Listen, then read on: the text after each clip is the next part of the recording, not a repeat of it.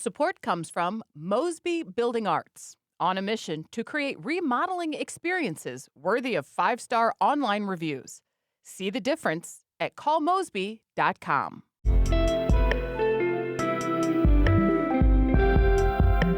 From the St. Louis Public Radio Newsroom, this is The Gateway. It's Tuesday, March 17th. I'm Abby Rico. Former correctional officer Ushma Michael says conditions were becoming too dangerous during her time at the St. Louis County Justice Center, and she says her attempts to change things fell on deaf ears. Are you telling me that they don't deserve a shower? How does their criminal actions depict if they get a shower or not? She tells STLPR's Lacretia Wimbley why she ultimately left the jail, coming up after this news on The Gateway. The St. Louis Metropolitan Police Department is trying to identify the people who kept officers from breaking up an alleged street takeover on 314 Day over the weekend. Police say some people and their cars blocked the intersection of Gravois and Morganford Saturday, where people were shooting off fireworks. When officers responded to 911 calls, police say the crowd surrounded their SUV and refused to move out of the way. Both the police and Mayor Kara Spencer have called these actions unacceptable and say they put the public's safety at risk. Police have shared photos to their social media accounts and are asking anyone who knows about the incident or recognizes people involved to contact the department. It's primary election day in Illinois. Polling locations open at 6 a.m. and close at 7 p.m. If you are planning to vote by mail but haven't mailed your ballot yet, both major political parties recommend dropping the ballot off at your local election authority to make sure your vote's counted. At the top of the ticket are the Democratic and Republican primaries for the U.S. Senate seat. Republicans will need to pick who they want to challenge Governor J.B. Pritzker in November, and there are contested primaries in both parties for local U.S. House seats in Illinois' 13th and 15th congressional districts in the Metro East. You can check out our voter guide at stlpr.org for more information about the election. Power's back on, according to Ameren, after Sunday night's storms had caused outages throughout the St. Louis area and near New Athens, Illinois, in South St. Clair County. The National Weather Service confirmed yesterday that at least 3 tornadoes touched down in the Metro East, causing minor damage. Parts of St. Clair, Monroe, Clinton, and Randolph counties saw downed trees and minor building damage. Matt Beicher is the lead meteorologist for the NWS in St. Louis. He said yesterday that the tornadoes were weak and short-lived, with no injuries reported. We don't have any strong or violent tornadoes, and that's pretty typical with the type of storm mode that we saw yesterday, where we have a line of storms with spin-ups along the line. Survey work is set to continue today. The Trump administration wants to pause or dismiss a Missouri lawsuit over medication abortion. The case hinges on regulation changes from the Federal Drug Administration. Noah Taborda has details. This is the second such case the Trump administration has attempted to halt, along with one in Louisiana over the FDA changing a rule that abortion pills be dispensed in person. The Justice Department has asked courts to halt the cases while the FDA reevaluates the abortion pill mifepristone. Abortion advocates say the administration is slow-walking the review until after the midterms, but the DOJ says the state of Missouri lacks standing and argues the cases should be halted or thrown out altogether. I'm Noah Taborda. Urgent repair work is leading to detours for some drivers through North St. Louis County this week. The Missouri Department of Transportation will close lanes along a small stretch of Highway 70 on Wednesday and Thursday night. 2 westbound lanes of the interstate will close at Route N, also known as Florissant Road. MoDOT says the closures will allow road crews to make emergency repairs to the pavement. All westbound lanes are expected to be open by Friday at 5 a.m. Rolla is the latest municipality in Missouri to pass restrictions on the sale and possession of plant-based supplements, including kratom. St. Louis Public Radio's Jonathan Ahl reports on last night's decision. The Rolla City Council unanimously approved an ordinance making some forms of kratom illegal to possess or sell, and others available only to people over 21.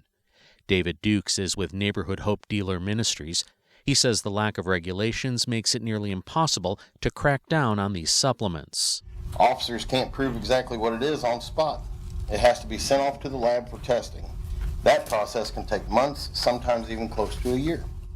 Synthetic and natural kratom, 7-OH, Delta-8, and Delta-9 are all plant-based supplements marketed as energy boosters in natural medicines, but they can be addictive and have led to some deaths.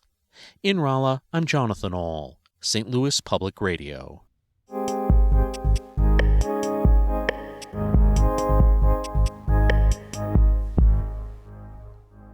Ushma Michael is a former correctional officer at the St. Louis County Justice Center who quit last year due to what she describes as inhumane conditions for people in the jail. Michael sat down with St. Louis Public Radio's Lacretia Wimbley to talk about staffing issues and how she says detainees are treated poorly. Michael says she left the job because conditions were becoming too dangerous. I was working 12 hours by myself overnight watching 300 inmates. And I mean, if something happens, I'm the one that's responsible. But how am I supposed to check for 300 people to be breathing in a 40-minute span when one walk takes you 10? Yeah. So is that why you ended up leaving? Yeah, it was getting really dangerous. And unfortunately, there were 2 situations that happened where the inmates attempted to take their lives. And if we were staffed, I know for a fact that one of the individuals, she would not have been able to even make a noose. She was just this 19-year-old girl.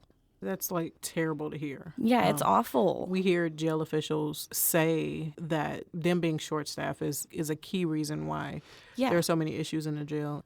They're the reason for the turnover. They're hiring anyone. The minimum age is 19. So now, you shared previously that some of your requests to change things fell on deaf ears. Can you tell me a little bit about that? Every day. There's flooding every day, clogged toilets, cockroaches. So one of the biggest things is the showers. They are absolutely disgusting. And even with shower shoes, I would not take a shower. And my coworker and I, we actually offered to dump bleach down all of the drains, and they said no. Why? Because it's not our responsibility. Okay, well, we're asking if we can do it because we're the ones that have to deal with it. It's disgusting. And so then the jail residents or the detainees are the ones that are responsible for cleaning the showers. Yes, but how are they supposed to clean it if we're not letting them out? Now, a significant number of detainees die in custody due to medical emergencies or pre-existing health conditions. From what you've seen in the county, are medical providers responding to the medical needs of residents? It depends on who the medical provider is on staff that day. And that's awful because, you hear nurse so-and-so is coming and you're like, oh, okay, well, this is not going to be a good night tonight. And it usually isn't. And that's not okay. And the inmates know it too. Like, oh, nurse so-and-so is here. I'm not even going to ask her for anything. Mm-hmm. Like, what do you mean? Your job is here to tend to these individuals. If you hate your job, go somewhere else. I would say it is 100% not sufficient. Documentation is everything. So why aren't you writing in their record what they experienced yesterday? Because now if they experience the same symptoms the next day, okay, maybe it's something serious. But no, the other nurse is starting over now. Yeah. Would you ever work in a jail again or in a prison? Absolutely. Yeah, I definitely would. Just the argument to say that, hey, did you know that these are human beings? Are you telling me that they don't deserve a shower? How does their criminal actions depict if they get a shower or not? And then a lot of people argue, well, what about their victim? And I'm like, I understand, but see, my job has nothing to do with what that individual did before they stepped into this building. My job is to make sure that they're alive and they get food and medication. So when people say, oh, it's not my job to make sure they're fed, no, it is your job. That was former St. Louis County Jail Correctional Officer Ushma Michael speaking with St. Louis Public Radio's Lacretia Wimbley. Our Brian Moline edited that piece. The Gateway is a production of St. Louis Public Radio, a listener-supported service of the University of Missouri St. Louis. Music by Ryan McNeely of Adult Fur. I'm Abby Larico, and from the St. Louis Public Radio Newsroom, this has been The Gateway. Thanks for listening, and have a happy St. Patrick's Day.